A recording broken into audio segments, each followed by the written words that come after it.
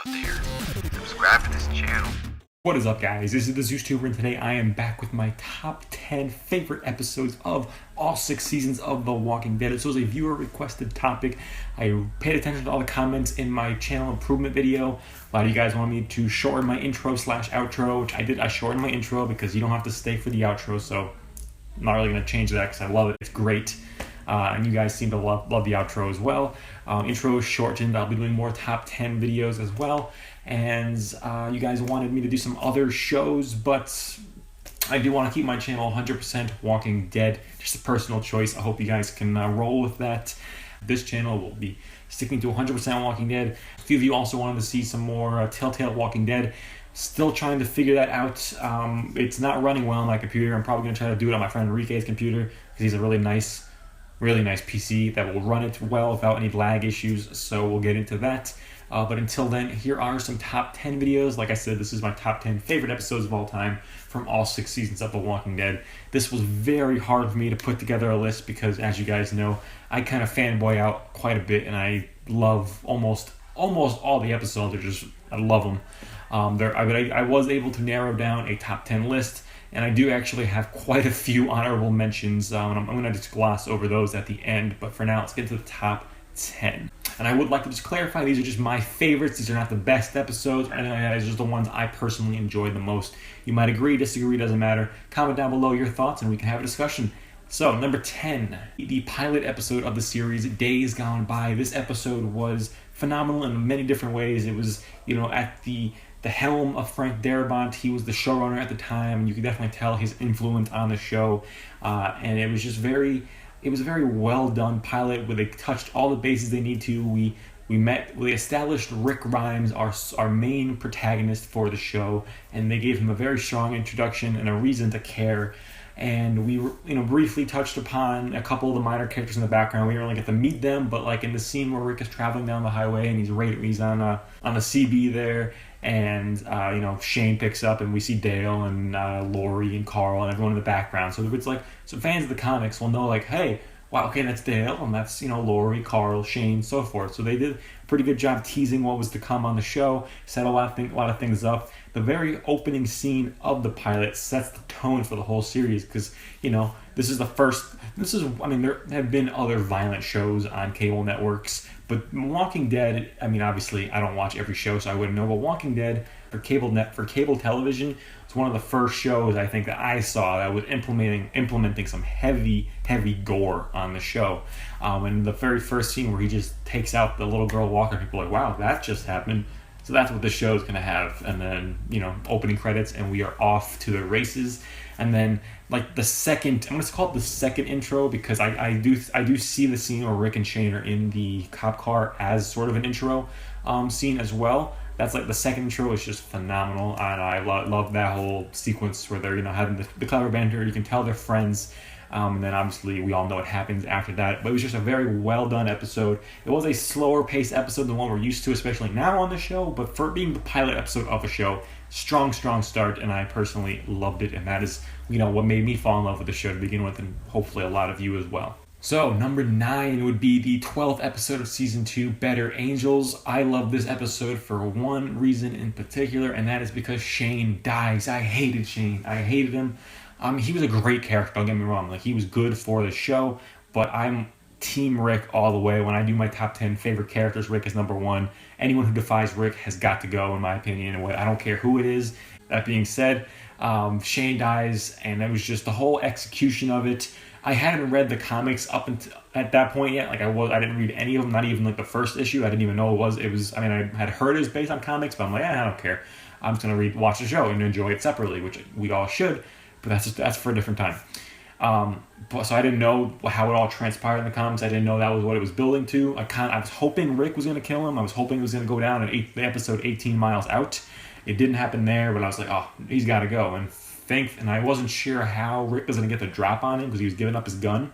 And when I see Rick flip his gun around, it's kind of upside down like this, part of me was like, is he going to shoot him upside down like that? That would be sick. But he didn't do that. He pulled up the knife, which I didn't see coming.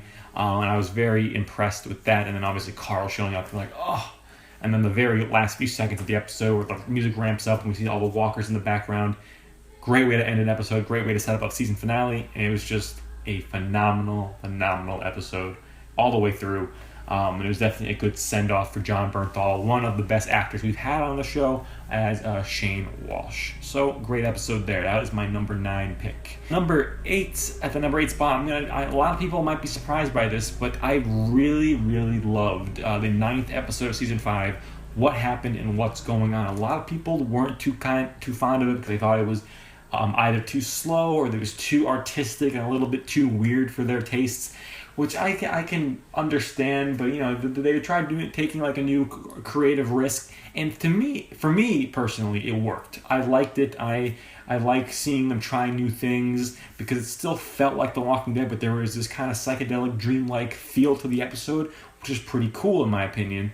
And I think personally for me, I'm not saying that you can't disagree or anything like that because everyone has different reactions. But for me, it worked and they pulled it off well. I really enjoyed all those sequences, especially especially how they were the scenes with the characters that had gone killed off before, like getting to the governor again. That was super cool. Lizzie and Mika and Bob and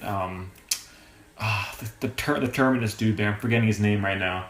Martin, that was cool, and the way it was all integrated and weaved in seamlessly, and how it transitions to them cutting off Tyrese's arm and things like that. It was great. I loved it. I loved the slow-mo scene of killing the walkers. Like, it was one of those things where I'm like, wow, they haven't done something like this on the show before, and I loved it. Fantastic episode. It was heartbreaking. We all thought it was Beth's hole they were digging at the beginning of the episode, but no, it was Tyrese's. So it's one of those things where it all comes full circle, and you're like, wow. Because they plant a lot of seeds throughout the opening sequence. We're like, wow, how's this gonna be integrated? And it gets integrated very well. So I enjoyed it.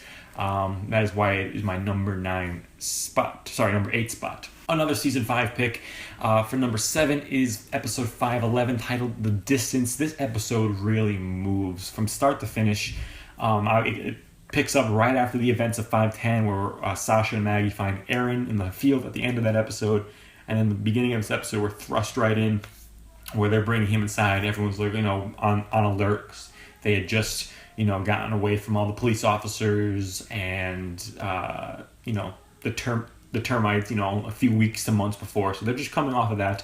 Obviously, there's a little bit of time between that, but for us viewers, that's where they just came off. So they're still a little bit like, okay, we got to make sure no one else is around here. They have reason to not trust Aaron, and it's very cool to see how that plays out. Rick with the full beard is just badass and scary and awesome. He's the things he says are just absolutely brutal in this episode. It's fun to watch, fun to listen to. The CR group just be on edge like that. It's good television.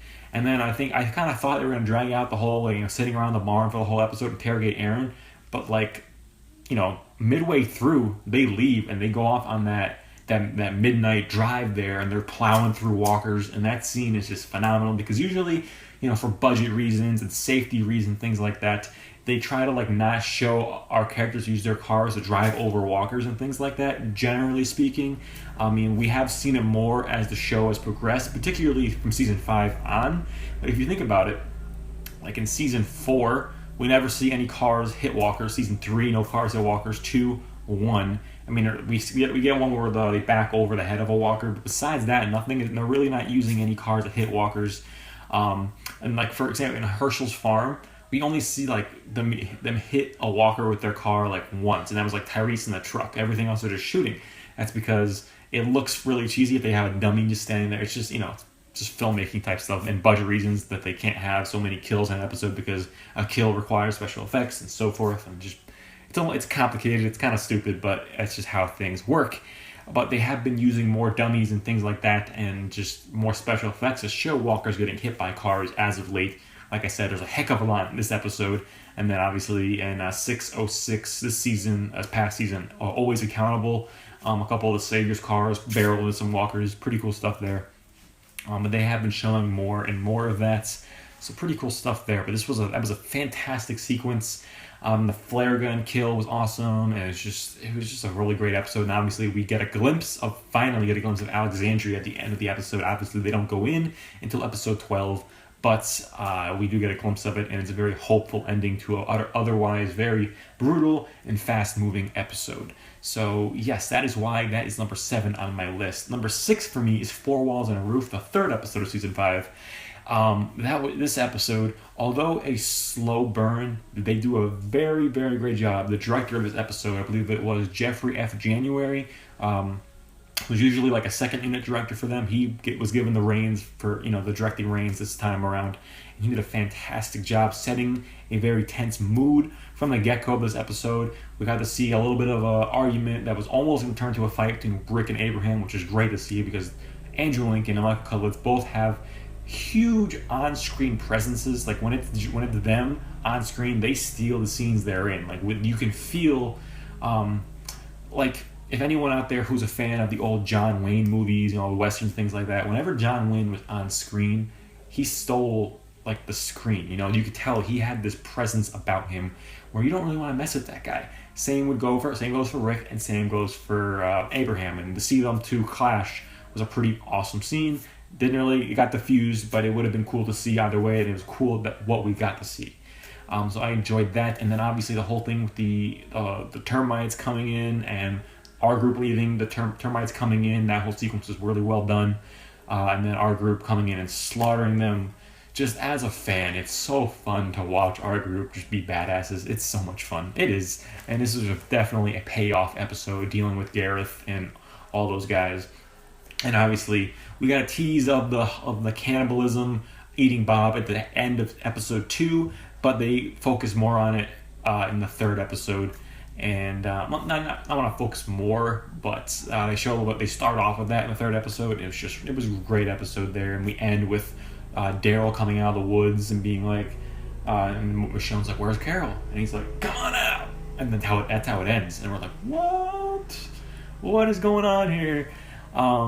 So and that starts the playing with time in the episodes, like episodes like 4 through 6, I believe, or taking place at different times and things like that. And it was a great episode, and I think a lot of people can agree with me on that. Let's see, this video can't get any longer than 15 minutes. We're at 13:10 right now, unedited, so I'm going to talk about one more episode, and I'll finish up the rest in part 2 of this video. So my 5th spot is, surprisingly, Last Day on Earth, which is the Season 6 finale. A lot of you guys are surprised by that because most fans hated the episode. What they set out to do worked for me. For me personally, maybe it's just because I'm a fanboy and I think the show can do no wrong and so forth. And I love the show so much where it's like I'm one of the viewers, which I might get some hate for this, that I'm perfectly fine sitting there throwing popcorn in my mouth, accepting whatever they throw at me and being like, you know what, that's what happened. Awesome. Just deal with it. That's just me personally. I don't like to read into everything and be like, well, why did they do this or why did they do that? They did it. It's not worth getting your panties in a bunch over. I just accept it. That's just the way I like to enjoy my television, because I'm getting all heated because they don't do justice or whatnot. It's just not worth watching. So I like the episode because I watched the show like that. I thought that it's an hour of just driving around in an RV, but it is setting up tension. And I know you guys will disagree with me. Most of you will disagree, but for me, the tension was there. I was like, they're messing with our group so bad, and it shows. And it was fun to watch for me because I knew what was coming, and I wanted to see how they got there, because it was like, they're psychologically just messing with Rick's group. The Saviors were. Seeing Stephen Ogg's character was great. I love Trevor in GTA 5. Seeing him on screen was awesome. His presence was great. And Jeffrey Dean Morgan knocked Negan out of the park with that bat, pun intended. He did a fantastic job portraying Negan. I don't think as a fan base we can disagree that JDM didn't do a fantastic job. He did a great job. The cliffhanger, bad idea. Yes, we're over that. Hopefully we're not still complaining about it. Talking to you, hashtag TWD family. But But besides that, the episode was phenomenal. I don't think we should hate on the episode as a whole just because of a crappy cliffhanger. That's just my opinion. I enjoyed the episode, and that's why it's number 5 on my spot. This is part 1 of my top 10 favorite episodes of all time for The Walking Dead on AMC. Hope you guys enjoyed this video. Remember to rate, comment, and subscribe, and I'll see you guys later. Stay tuned for part 2. And you are